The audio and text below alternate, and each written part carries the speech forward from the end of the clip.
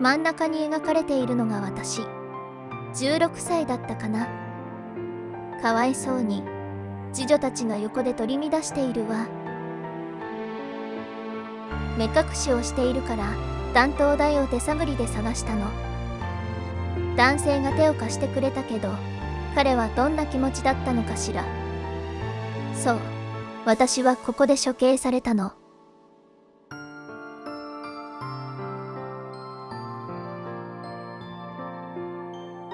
私はジェーン・グレイ。1537年にイングランドで生まれた。父はヘンリー・グレイ。母は王家の血を引くフランセス。敬虔なプロテスタントだった。両親はとても厳しかったわ。スパルタ教育ってやつね。父は私に完璧であることを求め、母は私が従順であることを望んだ。罵られ、体を打たれることもあった。親の期待に応えようと、私は必死に勉強したわ。そんな私の唯一の安らぎは、読書をすることだった。両親が鹿狩りに出かけている隙にね。たくさん勉強したから、英語以外の本も問題なく理解することができたわ。そんな私が10歳になった頃、国王のヘンリー8世が亡くなり、わずか9歳のエドワード6世が即位したの。そして私の運命は大きく動き始めた。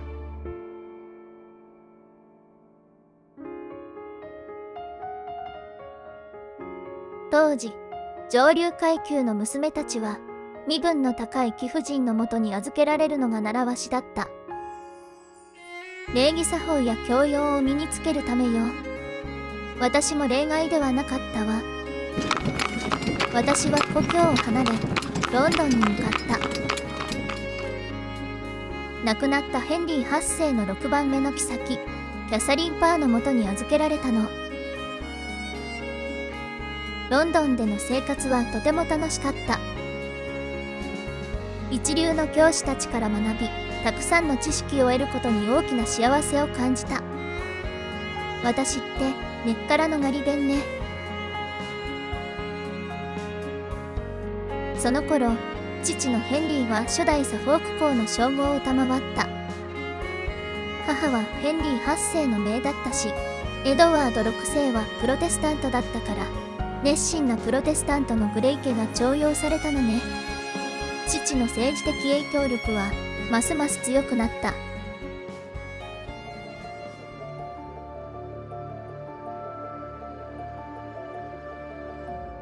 エドワード6世はまだ幼かったから、実際に政治を動かしていたのは大人たちだった。その中でも目立っていたのが、ノーサンバランド公の称号を持つジョン・ダドリーという男。当然、彼もプロテスタントよ。彼の権力は強大で、確固たる地位を築いていた。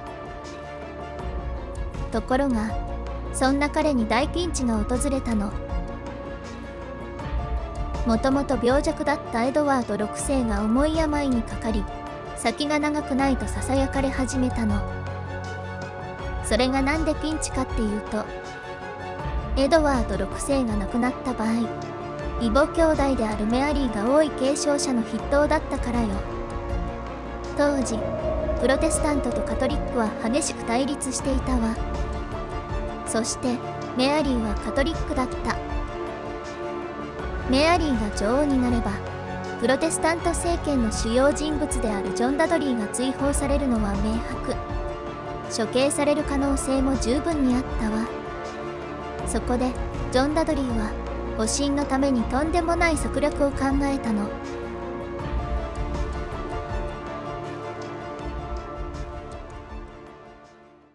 ジョン・ダドリーが目をつけたのは、そう、4番目の王位継承権を持っている私だった。私は幼くて敬虔なプロテスタントだったから、彼の計画にはうってつけの存在だったのね。ある日、私は両親に呼び出された。そこでジョン・ダドリーの息子ギルフォードと婚約するよう命じられたの。もちろん嫌だったに決まってるじゃない。彼はあまり評判が良くなかったし、私はまだ幼かったけど、権力の道具として利用されることには気づいていたわ。もっと勉強していたかったのに。もう最悪。そして1553年5月21日、私は15歳で妻になった。この政略結婚でダドリー家は王家との深いつながりを手に入れたの。彼の策略その1は成功したってわけね。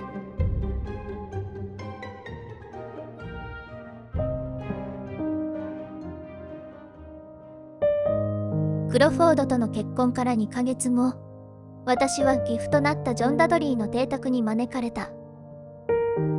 そこで悲しい事実を告げられたの。国王陛下が亡くなりました。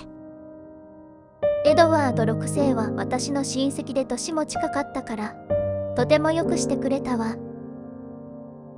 だから本当に悲しかった。そんな私を気にかけることもなく、義父は淡々と話を続けた。陛下は亡くなる前に遺言を残されました。あなたはイングランド初の女王となるのです。ちょっと待ってください。王位を継承するのはメアリー様のはずです。陛下はメアリー様が王位に就くことでプロテスタントへの迫害が起きることを懸念されておりました。そこで敬虔なプロテスタントであるあなたこそが継承するべきだと考えられたのです。私はすぐに悟った。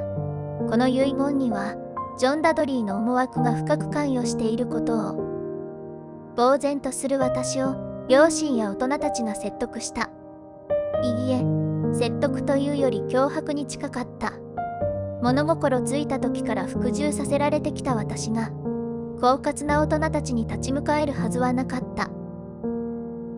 私は女王になんかなりたくない。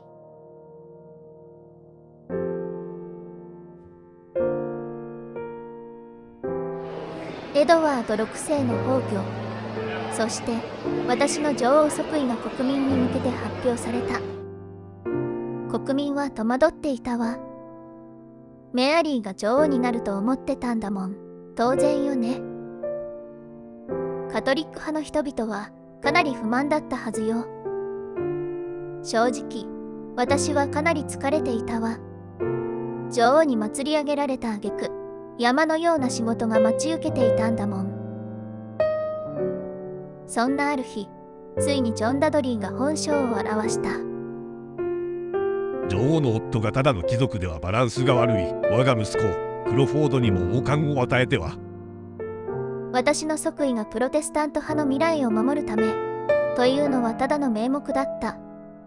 彼の本当の狙いは自分の息子を国王にしてダドリー一族が国を掌握することだった。要は乗っ取りね。普段は従順な私だけど、この時ばかりははっきり言ってやったわ。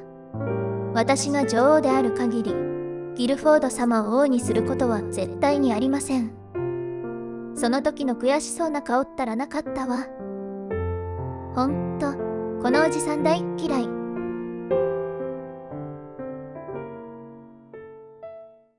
ジョン・ダドリーには大きな不安があった。それは女王になるはずだったメアリーの存在。彼はメアリーを幽閉するために軍を差し向けた。ところがいち早く身の危険を察知したメアリーはすでにロンドンから脱出した後だった。そしてジョン・ダドリーの不安は現実となる。メアリーは自分こそが正当な王位継承者で、私の即位は不正だと主張したわ。彼女を支持するカトリック派の貴族たちを通じて兵士を大勢集めたの。その数はなんと1万人以上。メアリーは王位を奪還すべくロンドンへの進軍を開始した。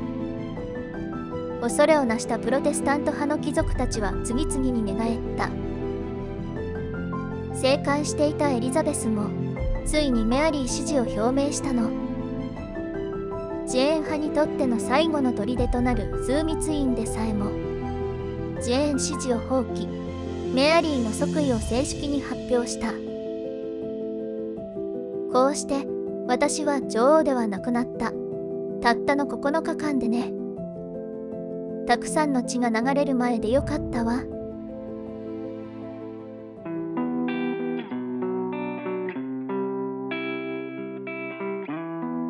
ジョン・ダドリーは反逆罪で逮捕。彼は何としてでも生き延びたかった。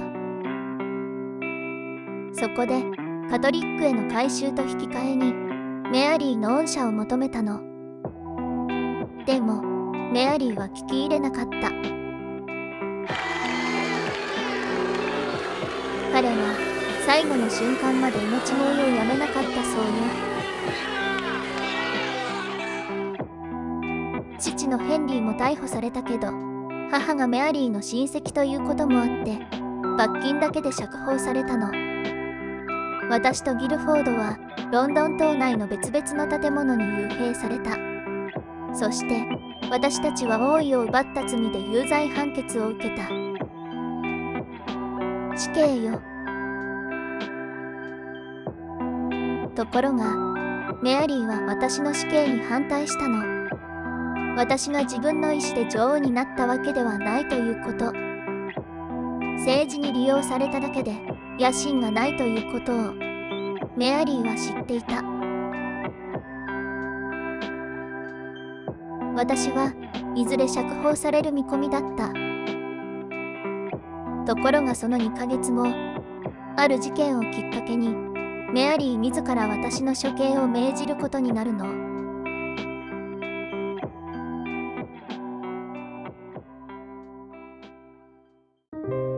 1554年1月、メアリーは婚約を発表。相手はステインの皇太子フィリップ2世。当時のスペインはカトリック派が支配していたの。イングランドのプロテスタント派は結婚に猛反対。スペインの影響力がイングランドに及ぶことで自分たちの立場が危険になることを恐れたのね。この結婚をどうしても食い止めたかった彼らは各地で反乱を企てた。ジェーン・グレイこそが正当な女王だと主張する人も多かったみたい。ところが反乱の情報は王室に筒抜けだった。約1ヶ月で鎮圧され、数百名が反逆罪で逮捕された。なんとその中には私の父ヘンリー・グレイも含まれていたの。この事件によって私の存在は危険だとされた。メアリーは私がカトリックに改宗すれば命までは奪わないと言ってくれたわ。けど私は断った。プロテスタントとして潔い死を選んだ。そして数日後、その日を迎えた。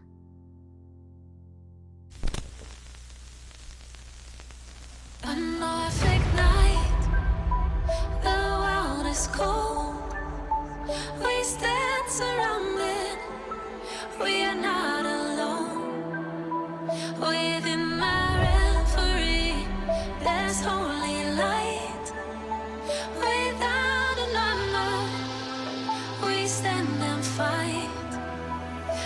the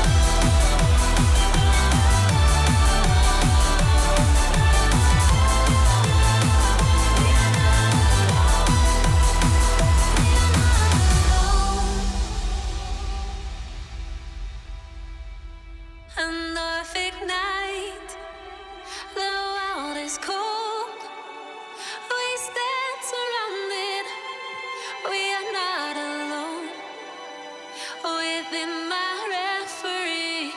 There's holy light. 最後までご覧いただきありがとうございました。よろしければチャンネル登録、高評価、コメントをお願いいたします。それではまた別の歴史でお会いしましょう。